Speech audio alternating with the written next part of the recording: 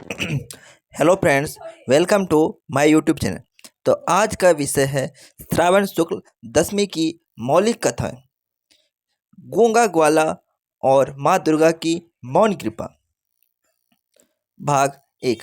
गांव का गूंगा बालक। श्रावण मास की दसवीं तिथि का वह दिन जब वर्षा थम गई थी और धरती पर हरियाली मुस्कुरा रही थी। पशु पक्षी, वृक्ष लताएं और जल के झरने सब में एक अद्भुत जीवन संचार हो चुका था। वातावरण में शांति और माधुर्य समाया हुआ था। उत्तर भारत के एक छोटे से गांव नवराजपुर में एक गूंगा बालक रहता था। नाम था बिजवा।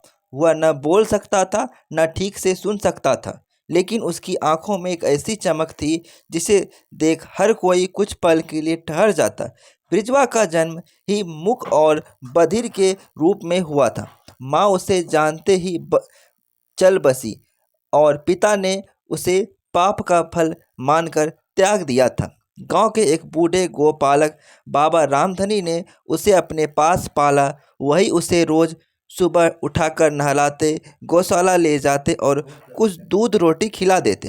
ब्रिजवा को बोलना नहीं आता था, लेकिन उसकी भक्ति मौन थी, ऐसी मौन जो शायद सबसे मुखर होती। हर सुबह वह जंगल किनारे एक छोटी सी कुटिया के सामने बैठता, जहाँ एक पुरानी टूटी फूटी मूर्ति रखी थी माँ दुर्गा की। उसकी आंखों में माँ के लिए अटूट प्रेम होता। वह बिना बोले हाथ जोड़कर घंटों बैठा रहता।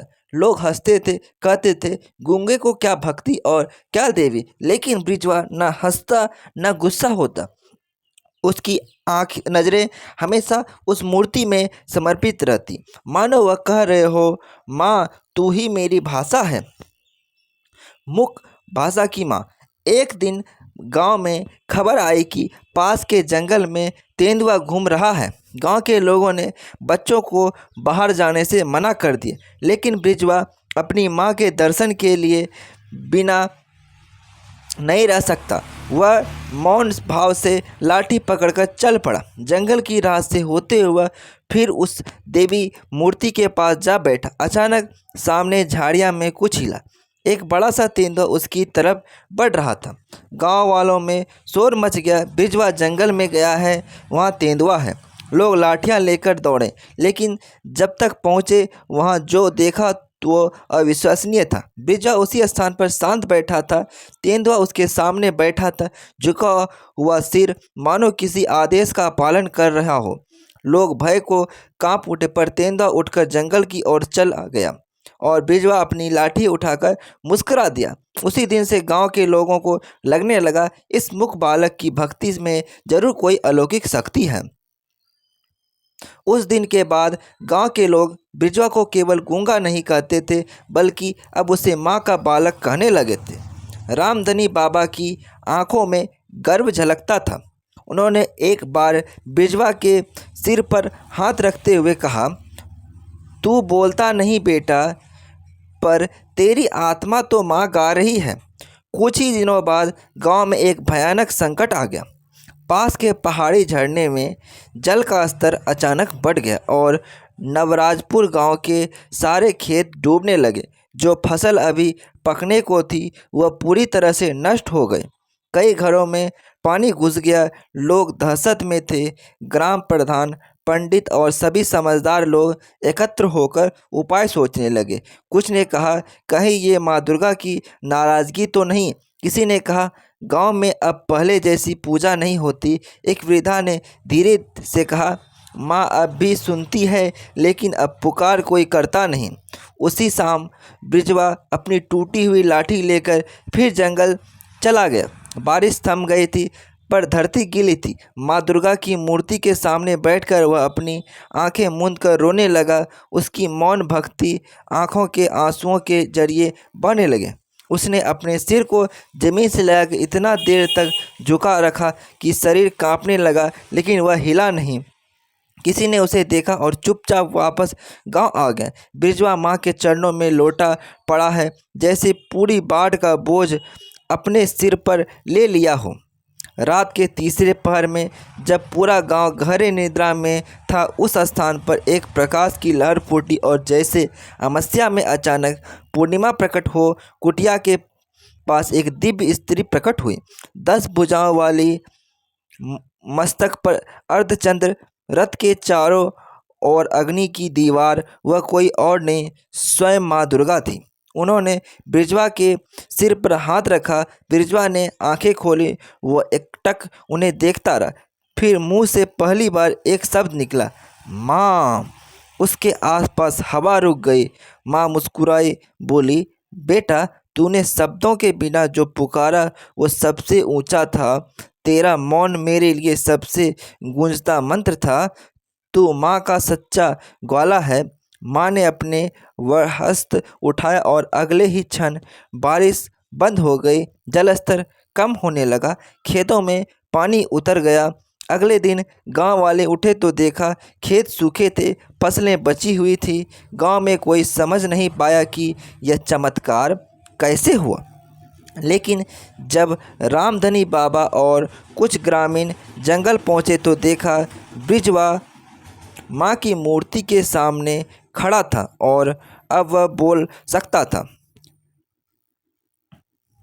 बृजवा अब बोल सकता था, पर उसने चुप रहना नहीं छोड़ा। जब गांव वाले उसे बोलते सुने तो खुशी और श्रद्धा से लोग उसके पांव छूने लगे। लेकिन बृजवा ने सिर झुका लिया और कहा, मैं बोल नहीं रहा, माँ बोल रही है। उसने माँ की मूर्ति को नए वस्त्र पहनाए, आसपास सफाई की और हर दिन वह बैठकर माँ की कहानी सुनाता। हाँ, अब वह सुनाता था, लेकिन कहता नहीं था, गाता था। उसका गायन धीमा, कोमल और इतना श्रद्धा भाव से भरा होता कि आसपास के जंगलों में शांति छा जाती। पशु पक्षी तक उसे सुनने बैठ जाते।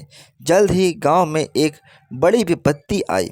पड़ोसी गांव के कुछ लालची जमींदार ने नवराजपुर की जमीन हथियाने की योजना बनाई। वे राजा से मिलकर झूठे दस्तावेज बनवाने लगे और गांव वालों को डराने लगे। रामधनी बाबा रो पड़े, अब क्या होगा? कोई देवता हमारी बात नहीं सुन रहा। बृजवा चुपचाप जंगल गया, माँ के सामने बैठा और बोला, माँ, तूने वाणी दी, अब इसका उपयोग सिर्फ तेरे लिए होगा। लेकिन अगर मेरा गांव लूटा गया तो तेरा मंदिर उजड़ जाएगा। अगली सुबह गांव में एक नया चमत्कार हुआ। राजा ने स्वयं गांव में दरबार लगाया। जब गांव वालों से पूछा गया कि उसके पास क्या प्रमाण है कि ज़मीन उनकी है, तब बृजवा की ओर देखा। राजा को बताया कि यही लड़का माँ दुर्गा से सीधे संवाद करता है। राजा ने बृजवा से पूछा, क्या तू हमें बता सकता है कि सच्चाई क्या है? बृजवा शांत रहा। फिर उसने राजा से कहा, आप मेरे साथ चले, जहाँ माँ है वहाँ हर झूठ जल जाएगा। राजा सैनिक और जमींदार के साथ माँ की कुटिया पर पहुंचा। जैसे ही जमींदार उस स्थान पर पहुंचे, अचानक आकाश से बिजली कड़की और उनके दस्तावेज जल गया। राजा स्तब्ध रह गए। बृजवा ने हाथ जोड़ कर कहा, माँ सत्य की देवी है, उनके सामने असत्य कभी खड़ा नहीं रह सकता। राजा ने वहीं घोषणा की, यह जमीन नवराजपुर की है और इस बालक को माँ का पुजारी नियुक्त किया। उस दिन दशमी थी, श्रावण शुक्ल दशमी। गांव में उत्सव मनाया गया। लोगों ने माँ की कुटिया को मंदिर बना दिया। बृजवा को वहाँ का संरक्षक और मौन पुजारी कहा जाने लगा। वह अब हर दशमी को माँ की कथा गाता था। अपनी उस पुरानी मौन भाषा से वो अब शब्दों में बदल चुकी थी। वह कहा करता, जब तक तुम्हारे भीतर मौन श्रद्धा है, माँ तक हर पुकार पहुँचती है, चाहे बिना आवाज़ के ही क्यों न हो। लोग दूर दूर से दशमी के दिन वहाँ कथा सुनने आते। गांव में कभी कोई विपत्ति नहीं आई। हर घर में सुख, फसल और माँ की कृपा बनी रही। और वर्षों बाद जब बृजवा ने अंतिम सांस ली, उस दिन भी दशमी थी। लोगों ने देखा माँ दुर्गा की मूर्ति की आँखों से 2 आंसू निकले। गांव वालों ने उसे वहीं समाधि दी और मंदिर का नाम रखा माँ मौनीवती धाम, जहाँ हर मौन पुकार माँ तक पहुँचती है। इस प्रकार श्रावण शुक्ल दशमी की मौलिक कथा पूर्ण होती है। तो आप लोगों को यह वीडियो कैसा लगा ज़रूर बताइएगा। Thanks for watching my videos.